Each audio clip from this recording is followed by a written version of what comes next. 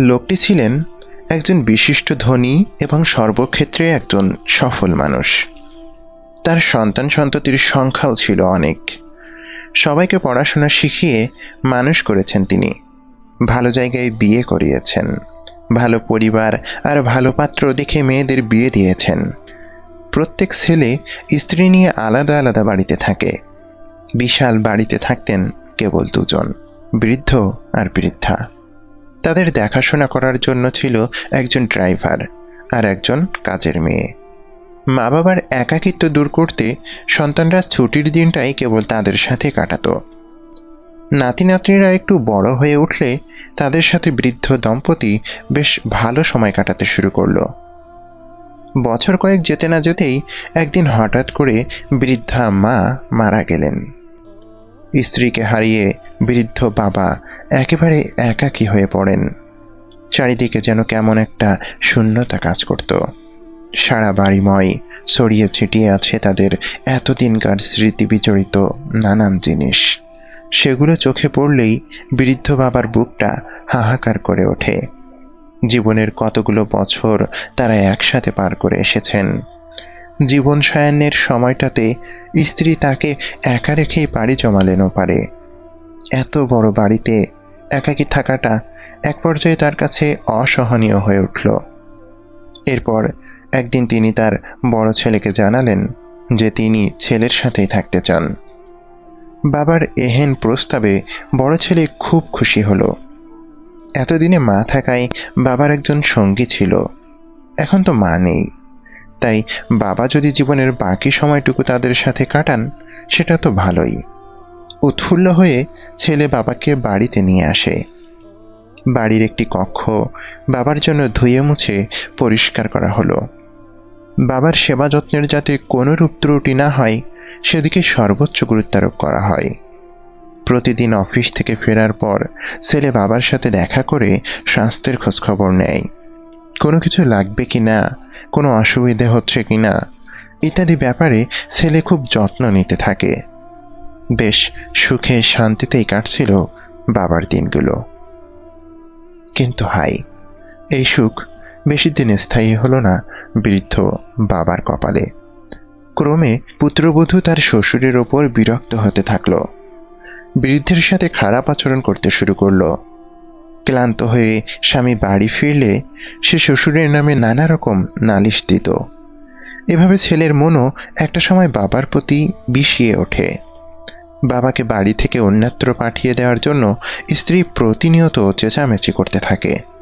এমনকি সে কথাও বলল, তুমি ঠিক করে বলো, তুমি কাকে ছাড়বে, আমাকে না তোমার বাবাকে? স্ত্রীর এই কথায় সে আতঙ্কিত হয়ে পড়ে। স্ত্রীকে সে অনেক বেশি ভালোবাসে। তারপর অনেক ভেবেচিন্তে সিদ্ধান্ত নেয় বাবাকে চিলেকোঠার ছোট্ট ঘরটিতে পাঠিয়ে দেবে।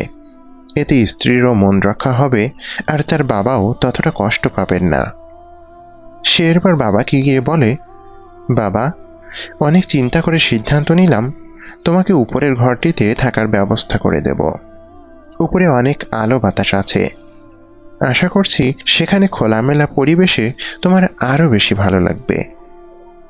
অসহায় পিতা ছেলের কথায় কোনো প্রতিউত্তর না করে নরম কণ্ঠে বললেন, হ্যাঁ বাবা, তুমি আসলে ঠিকই বলেছ, আমি তোমার কথায় আপত্তি করছি না। চিলেকোঠার ঘরে গেলেই মনে হয় আমার স্বাস্থ্য ভালো থাকবে। আমি বরং সেখানেই চলে যাই। নিচতলায় তো কোনো আলো বাতাস আসে না তেমন, এখানে কেমন যেন আমার দম বন্ধ হয়ে আসে।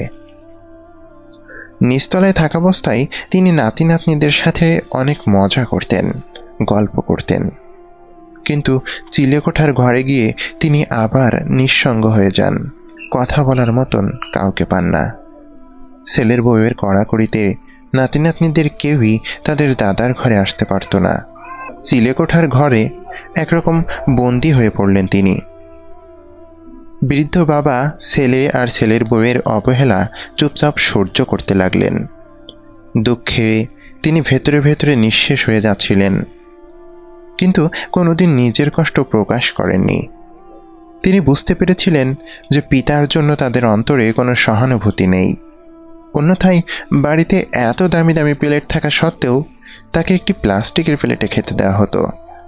কাজের মেয়েকে ছেলের বউ বলতো, না খবরদার, তাকে কাচের প্লেট দিবি না, এই প্লাস্টিকের প্লেটে খেতে দিবি, তিনি কাচের প্লেট ভেঙে ফেলবেন। এসব শুনে বৃদ্ধ বাবা ভীষণ ব্যথিত হন।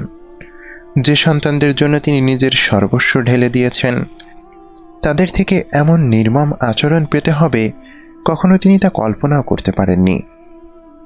বৃদ্ধ বাবার জীবন ফুরিয়ে আসতে থাকে। তিনি বুঝতে পারেন যে তার আর বেশি দিন বাঁচা হবে না। বাড়িতে এত মানুষ, অথচ তাকে দেখাশোনা করার মতো কেউ নেই। তার পোশাক ময়লা হয়ে গেছে, ঘর নোংরা হয়ে আছে। তিনি বড় একা, বড় অসহায়, যেন জীবিত থেকেও তিনি মৃত। এর কিছুদিন পর শেষ নিঃশ্বাসটুকুও তিনি ত্যাগ করলেন। চিলেকোঠার কোনায় পড়ে রইল তার নিথর নির্জীব দেহ। বাবার মৃত্যুর পর চিলেকোঠার ঘরটি খালি হয়ে পড়ে। ছেলের বউ ভাবল, ওই ঘরে তো ড্রাইভারকে থাকতে দেয়া যায়। যেই ভাবা সেই কাজ। এক ছুটির দিনে বড় ছেলে আর তার 8 বছরের সন্তানকে নিয়ে চিলেকোঠার ঘরটিতে গেল। সাথে বুয়াকেও নিয়ে গেল ঘরটি পরিষ্কার করার জন্য। বাবার হাত ধরে চিলেকোঠার ঘরে আসা শিশুটি ধুলার মধ্য থেকে দাদার প্লাস্টিকের প্লেটটা খুঁজে বের করে হাতে নিল। বাবা বলল, বাবু ফেলে দাও ওটা, এই নোংরা প্লেট রাখার কোনো দরকার নেই। কিন্তু শিশুটি কিছুতেই বাবার কথায় রাজি হলো না। সে বলল, না না, এটা আমি ফেলবো না, আমার দরকার এটা। বাবা বিরক্ত হয়ে বলল, এই নোংরা প্লেট দিয়ে কি করবে তুমি? শিশুটি তখন বলল, আমি এটা যত্ন করে রেখে দেব, তুমি যখন দাদুর মতো বুড়ো হবে তখন এটাতে করে তোমাকেও খাবার দেব। অবুঝ শিশুর মুখ থেকে এমন কথা শুনে তার বাবা বিমূঢ় হয়ে পড়ল। সে বুঝতে পারল যে তার নিজের বাবার সাথে সে মোটেও ভালো আচরণ করেনি। তার দু চোখ অশ্রুসিক্ত হয়ে উঠল। মুহূর্তের মধ্যে তার চারপাশ যেন অন্ধকার হয়ে আসতে লাগলো। সে তীব্রভাবে উপলব্ধি করতে লাগলো কত বড় ভুল হয়ে গেছে তার। কাজ বন্ধ করে দিয়ে সে বাবার বিছানায় হাত বুলাতে লাগলো, চুমু দিতে লাগলো। এক অসহায় সন্তানের মতো সে হাতড়িয়ে বাবাকে খুঁজতে লাগলো। কিন্তু ততক্ষণে বড্ড দেরি হয়ে গেছে।